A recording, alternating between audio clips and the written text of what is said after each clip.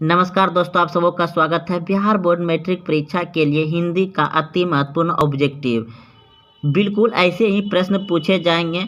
आप इस वीडियो को अंत तक जरूर देखें। तो आइए प्रश्न को पढ़ें, समझें और याद रखें। प्रश्न है, मछली शीर्षक पाठक के लेखक कौन है? मछली शीर्षक पाठक के लेखक कौन है?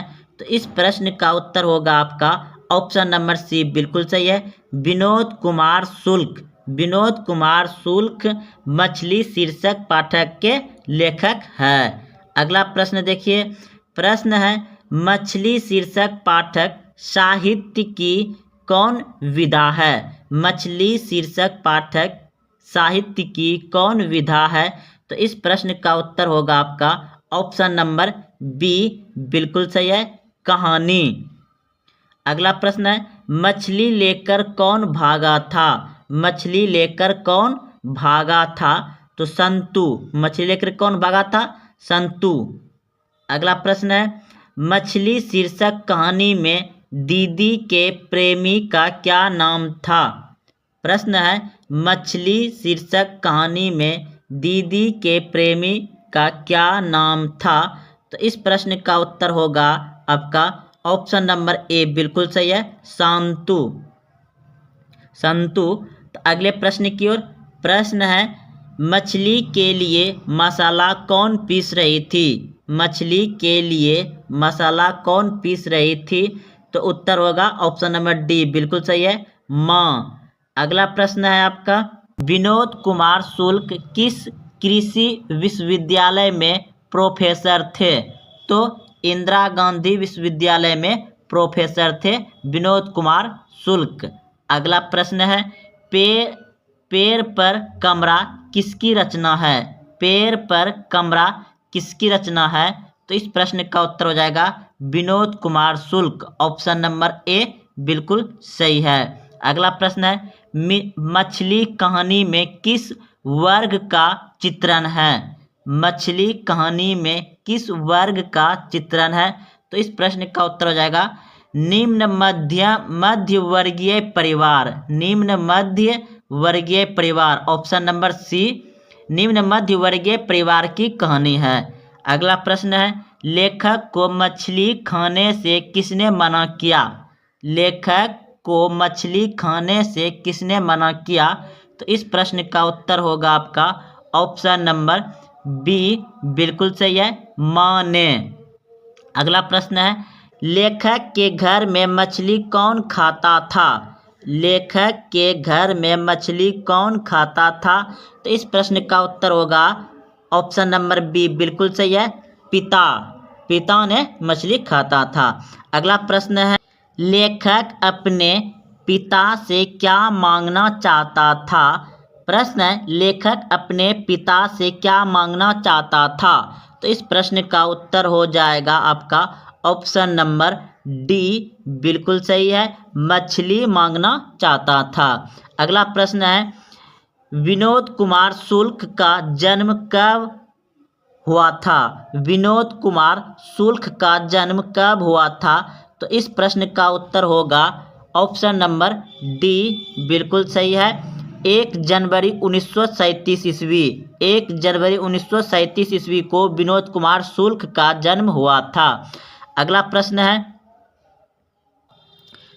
है, बिरजू महाराज की ख्याति किस रूप में है? तो इस प्रश्न का उत्तर हो जाएगा आपका ऑप्शन नंबर ए, बिल्कुल सही है, नर्तकी के रूप में है। अगला प्रश्न है कि हलकरों का अर्थ होता है? तो इस प्रश्न का उत्तर होगा आपका ऑप्शन नंबर बी, बिल्कुल सही है, संदेशवाहक। संदेशवाहक। अगला प्रश्न है, पंडित बिरजू महाराज लखनऊ घराने की किस पीढ़ी के कलाकार है? तो इस प्रश्न का उत्तर हो जाएगा आपका 7वीं पीढ़ी, ऑप्शन नंबर बी, बिल्कुल सही है। अगले प्रश्न की ओर। प्रश्न है कि पंडित बिरजू महाराज साल के थे तभी उनके पिता का देशवासन हो गया। देवासन हो गया। तो इस प्रश्न का उत्तर होगा आपका ऑप्शन नंबर ए बिल्कुल सही है। 9.5 साल के उम्र में ही उसके पिता का देहांत हो गया, देशवासन हो गया। ऑप्शन नंबर ए बिल्कुल सही है। अगला प्रश्न है, जीत जीत में निखारता हूँ पाठक की विधा है। जीत जीत में निखारता हूँ पाठक की विधा है। तो इस प्रश्न का उत्तर होगा आपका ऑप्शन नंबर ए बिल्कुल सही है, साक्षात्कार। अगला प्रश्न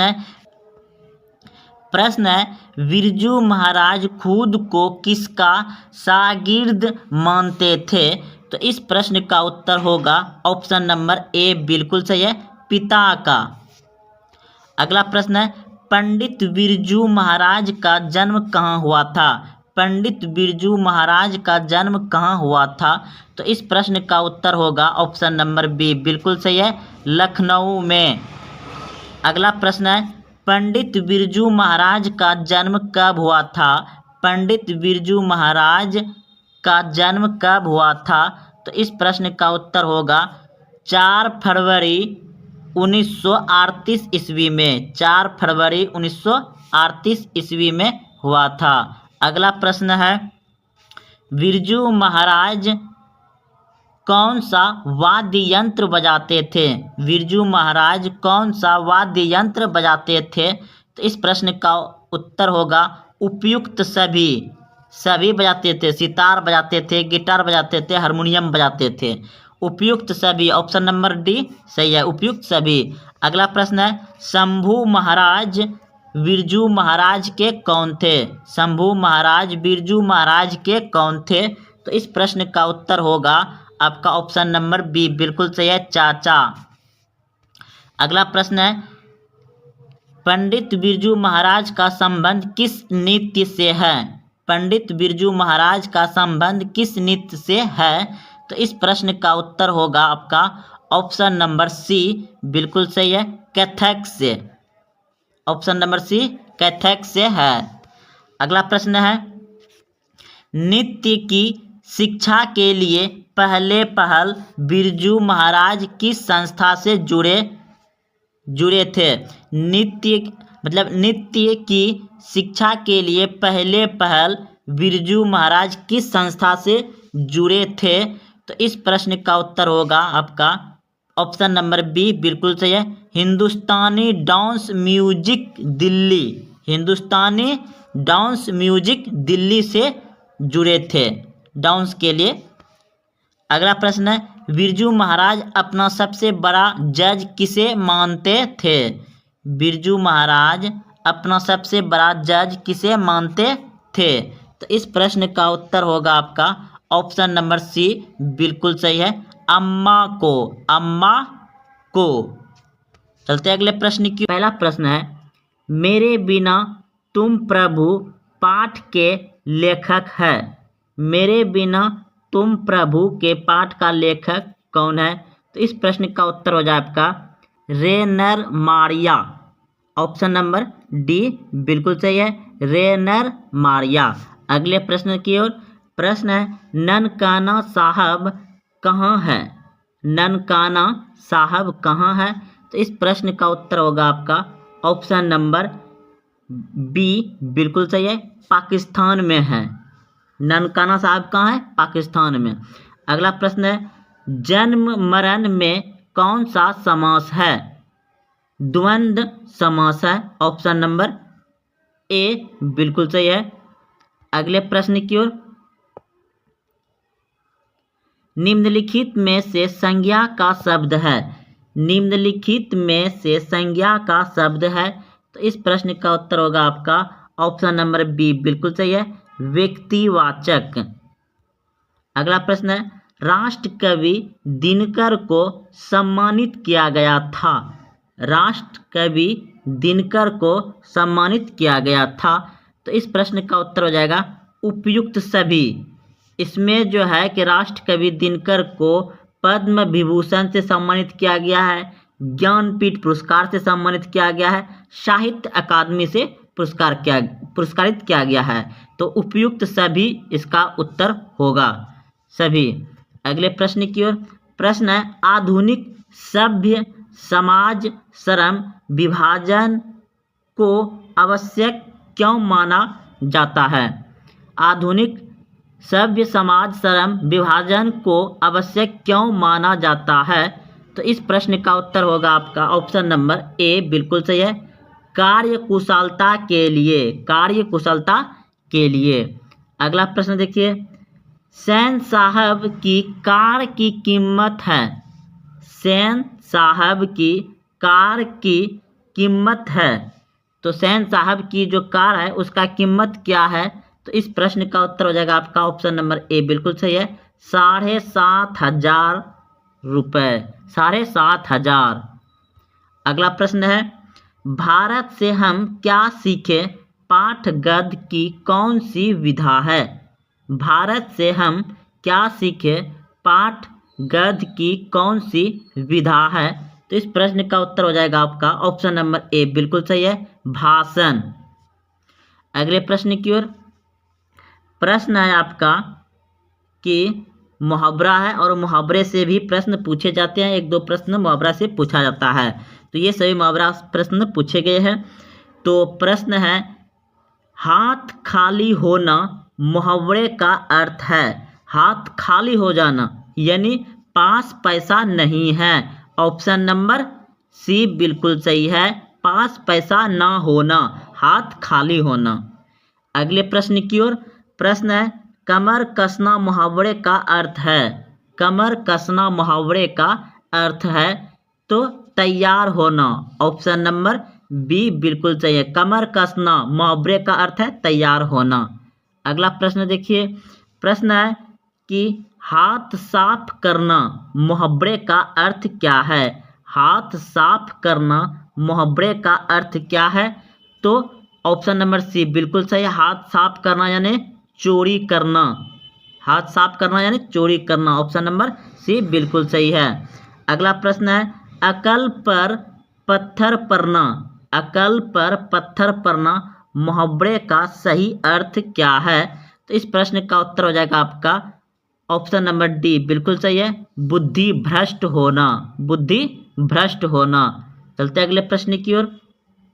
प्रश्न है अनुराग में कौन सा उपसर्ग है? अनुराग में कौन सा उपसर्ग है?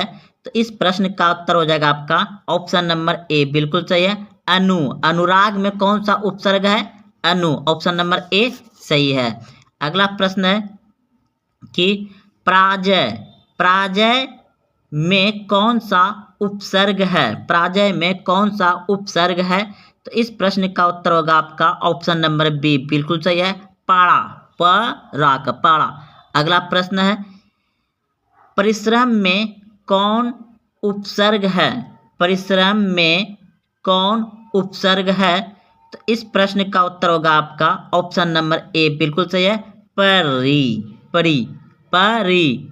अगला प्रश्न है अवकाश शब्द में उपसर्ग है, अवकाश शब्द में उपसर्ग है, तो इस प्रश्न का उत्तर होगा आपका ऑप्शन नंबर बी बिल्कुल सही है, अब, ओ वो, अब। अगला प्रश्न देखिए निर्जनन में कौन सा उपसर्ग है? तो इस प्रश्न का उत्तर हो जाएगा आपका ऑप्शन नंबर बी बिल्कुल सही है, निरन। अगला प्रश्न है निस्तेज में कौन सा उपसर्ग है? तो इस प्रश्न का उत्तर होगा आपका ऑप्शन नंबर सी बिल्कुल सही है, निस। अगला प्रश्न है अधर्म में कौन सा उपसर्ग है? तो इस प्रश्न का उत्तर होगा आपका ऑप्शन नंबर ए बिल्कुल सही है, ओ। अगला प्रश्न है अनुज शब्द में उपसर्ग है, अनुज शब्द में उपसर्ग है, तो इस प्रश्न का उत्तर होगा आपका ऑप्शन नंबर बी बिल्कुल सही है, विष के दांत। विष के दांत कहानी का प्रमुख पात्र कौन है? यानी विष के दांत का जो मुख्य कहानी में व्यक्ति था वह कौन था? तो इस प्रश्न का अगर आप सी सोचे हैं तो बिल्कुल सही सोचे थे, खोखा। विष के दांत कहानी का प्रमुख पात्र कौन थे? खोखा, ऑप्शन नंबर सी बिल्कुल सही है। अगला प्रश्न है झोपड़ी और महल की लड़ाई में अक्सर कौन जीतते हैं? तो ऑप्शन नंबर ए बिल्कुल सही है, महल वाले ही जीतेंगे, महल वाले जीतते हैं झोपड़ी और महल की लड़ाई में। तो चलते अगले प्रश्न की ओर। प्रश्न है आपका, विष के दांत कहानी के रचयिता कौन है? विष के दांत कहानी के रचयिता कौन है? तो आप सभी बिल्कुल सही सोच रहे हैं, ऑप्शन नंबर बी बिल्कुल सही है, ननिल बिलोचन शर्मा। अगला प्रश्न है, सीमा, रजनी, आलो, सेल्फी, आरती पांचों किसकी बहन थी? तो ऑप्शन नंबर डी बिल्कुल सही है, सेन साहब की थी पांचों बहन, सेन साहब की। अगला प्रश्न है आपका, अक्षरों की कहानी किसकी रचना है? अक्षरों की कहानी किसकी रचना है? तो गुणकर मूलों का, ऑप्शन नंबर बी बिल्कुल सही है। यह प्रश्न भी देखिए 2020 में पूछा गया है, अक्षरों की कहानी किसकी रचना है? गुणकर मूलों का, ऑप्शन नंबर बी सही है। अगला प्रश्न है, नागरी लिपि पाठ साहित्य की कौन विधा है? नागरी लिपि पाठ की साहित्य कौन विधा है? तो इस प्रश्न का उत्तर हो जाएगा आपका ऑप्शन नंबर ए बिल्कुल सही है, निबंध। अगला प्रश्न है आपका कि रामायण की रचना किस भाषा में हुई? रामायण की रचना किस भाषा में हुई? तो इस प्रश्न का उत्तर हो जाएगा आपका ऑप्शन ए बिल्कुल सही सोचे थे, संस्कृत भाषा में। अगला प्रश्न है कि नागरी लिपि शीर्षक पाठ साहित्य की कौन विधा है? तो इस प्रश्न का उत्तर हो जाएगा आपका ऑप्शन नंबर बी बिल्कुल सही है, निबंध। नागरी लिपि क्या है? निबंध है। अगला प्रश्न है आपका कि तमिल, मलयालम, तेलुगु, कन्नड़ भाषाएं हैं, तो इस प्रश्न का उत्तर हो जाएगा आपका दक्षिण भारत की भाषाएं। ये दक्षिण भारत की भाषाएं हैं, तमिल, मलयालम, तेलुगु, कन्नड़, ये सभी भाषा दक्षिण भारत में बोले जाते हैं, जिसे आप सब साउथ मूवी के नाम से जानते हैं। अगले प्रश्न है कि निबंध के लेखक है, निबंध के लेखक है, तो इस प्रश्न का उत्तर हो जाएगा आपका गुणकर मूलो। अगला प्रश्न है, वेतमा दान पत्र किस समय का है? तो इस प्रश्न का उत्तर हो जाएगा आपका ऑप्शन नंबर ए बिल्कुल सही है, 1020 ईस्वी, ऑप्शन नंबर ए सही है।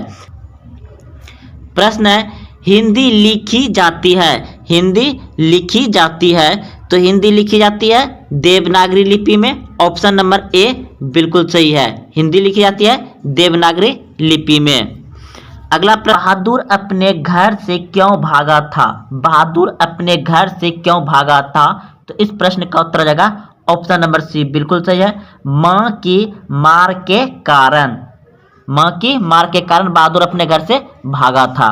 अगला प्रश्न है आपका कि अमरकांत, अमरकांत लिखित कहानी का नाम है, अमरकांत लिखित कहानी का नाम है, तो इस प्रश्न का उत्तर हो जाएगा आपका ऑप्शन नंबर डी बिल्कुल सही है, बहादुर। अगला प्रश्न है, बहादुर का बाप कहाँ मारा गया था? बहादुर का बाप कहाँ मारा गया था? तो ऑप्शन नंबर ए बिल्कुल सही है, युद्ध में। बहादुर का बाप कहाँ मारा गया था? युद्ध में। अगला प्रश्न है, बहादुर से मार खाकर भैंस भागी भागी किसके पास चली गई? बहादुर से मार खाकर भैंस भागी भागी किसके पास चली गई? तो इस प्रश्न का उत्तर होगा आपका ऑप्शन नंबर बी बिल्कुल सही है, मां के पास, ऑप्शन नंबर बी सही है, मां के पास चली गई। प्रश्न है, बहादुर को लेखक के घर कौन लाया था? बहादुर को लेखक के घर कौन लाया था? तो ऑप्शन नंबर बी बिल्कुल सही है, लेखक का साला। अगला प्रश्न है, बहादुर पर कितने रुपए की चोरी का इल्जाम लगाया था? बहादुर पर कितने रुपए की चोरी का इल्जाम लगाया था? तो इस प्रश्न का उत्तर हो जाएगा आपका ऑप्शन नंबर बी बिल्कुल सही है, 11 रुपए की। अगला प्रश्न है, बहादुर लेखक के घर से अचानक क्यों चला गया? बहादुर लेखक के घर से अचानक क्यों चला गया? तो इस प्रश्न का उत्तर हो जाएगा आपका ऑप्शन नंबर सी बिल्कुल सही है। स्वयं के प्रति लेखक तथा उसके घर वालों के व्यवहार में आए परिवर्तन के कारण। ऑप्शन नंबर सी सही है। अगला प्रश्न है आपका, लेखक के रिश्तेदार ने बहादुर पर क्या आरोप लगाया? लेखक के रिश्तेदार ने बहादुर पर क्या आरोप लगाया? तो इस प्रश्न का उत्तर हो जाएगा ऑप्शन नंबर ए बिल्कुल सही है, पैसे चुराने का। पैसे चुराने का। अगला प्रश्न है, बहादुर का पूरा नाम क्या है? बहादुर का पूरा नाम क्या है? तो ऑप्शन नंबर ए बिल्कुल सही है, दिल बहादुर। दिल बहादुर। बहादुर का नाम पूरा नाम क्या था? दिल बहादुर। अगला प्रश्न है, कहानी है। कहानी है। तो इस प्रश्न का उत्तर हो जाएगा आपका ऑप्शन नंबर बी बिल्कुल सही है, बहादुर। कहानी है बहादुर। और हिंदी के शतक कथाकार अमरकांत का जन्म कब और कहाँ हुआ? तो अमरकांत का जन्म कहाँ और कब हुआ? तो इस प्रश्न का उत्तर हो जाएगा आपका ऑप्शन नंबर सी बिल्कुल सही है, 1925 में नगारा बलिया उत्तर प्रदेश। प्रश्न है, वानर सेना नामक एक बाल उपन्यास किसने लिखा है? वानर सेना नामक एक बाल उपन्यास किसने लिखा है? तो इस प्रश्न का उत्तर हो जाएगा आपका ऑप्शन नंबर डी बिल्कुल सही है, अमरकांत ने लिखा है। प्रश्न है आपका, नाखून क्यों बढ़ते हैं? नाखून क्यों बढ़ते हैं? हिंदी की कौन विधा है? तो इस प्रश्न का उत्तर हो जाएगा आपका ऑप्शन नंबर ए बिल्कुल सही है, ललित निबंध है। नाखून क्यों बढ़ते हैं? ललित निबंध है। ललित निबंध है। ललित निबंध है। नाखून क्यों बढ़ते हैं? नाखून क्यों बढ़ते हैं? अगला प्रश्न है, हजारी प्रसाद द्विवेदी द्वारा रचिता पाठ है। हजारी प्रसाद द्विवेदी द्वारा रचिता पाठ है। तो नाखून क्यों बढ़ते हैं? नाखून क्यों बढ़ते हैं किसने लिखा है? हजारी प्रसाद द्विवेदी द्वारा लिखा गया है। अगला प्रश्न है, नाखून प्रतीक है। नाखून प्रतीक है।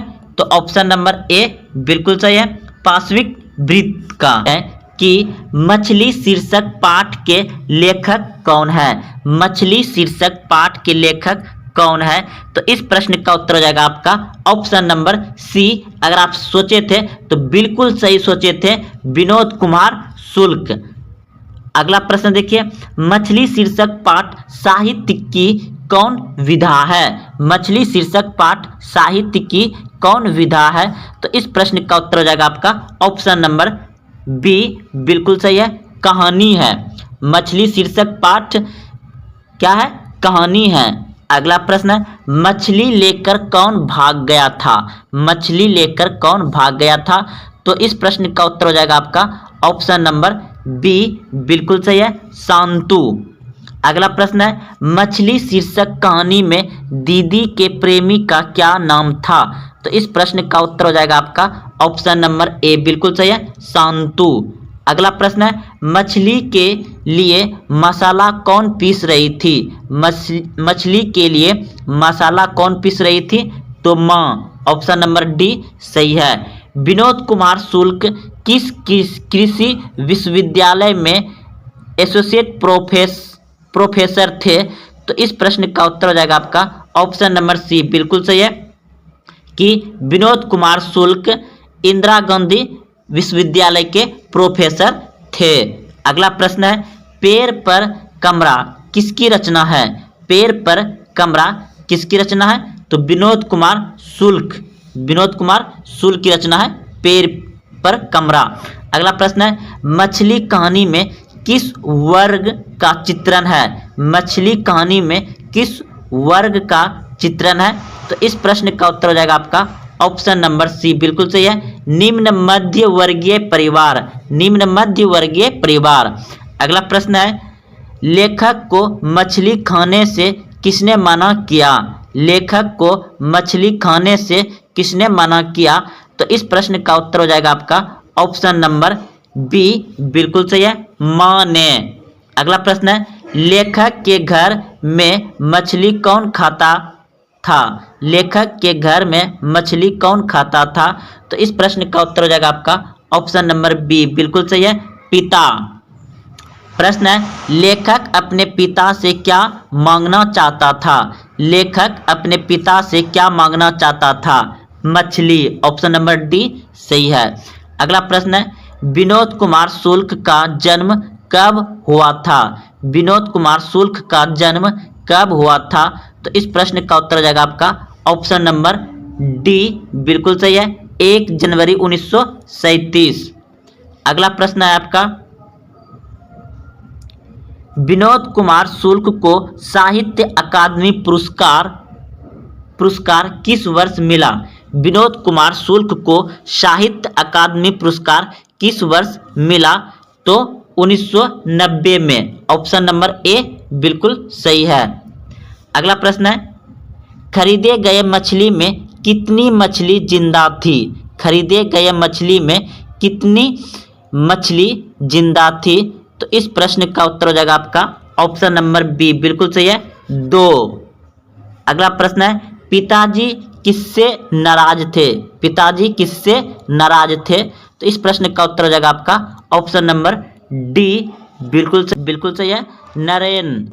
अगला प्रश्न है, बाजार से कितनी मछलियां खरीदी गई थी? बाजार से कितनी मछलियां खरीदी गई थी? तो इस प्रश्न का उत्तर हो जाएगा आपका ऑप्शन नंबर सी, बिल्कुल सही है, 3। अगला प्रश्न है, कहानी संग्रह महाविद्यालय से पाठ्य पुस्तक में ली गई कहानी कौन सी है? तो इस प्रश्न का उत्तर हो जाएगा आपका ऑप्शन नंबर डी, बिल्कुल सही है, मछली। शांतु किस कहानी का पात्र है? शांतु किस कहानी का पात्र है? तो मछली। ऑप्शन नंबर डी बिल्कुल सही है। प्रश्न है, मछली कौन काटता है? मछली कौन काटता है? तो इस प्रश्न का उत्तर हो जाएगा आपका ऑप्शन, तो इस प्रश्न का उत्तर हो जाएगा आपका ऑप्शन नंबर सी, बिल्कुल सही है, भांगू।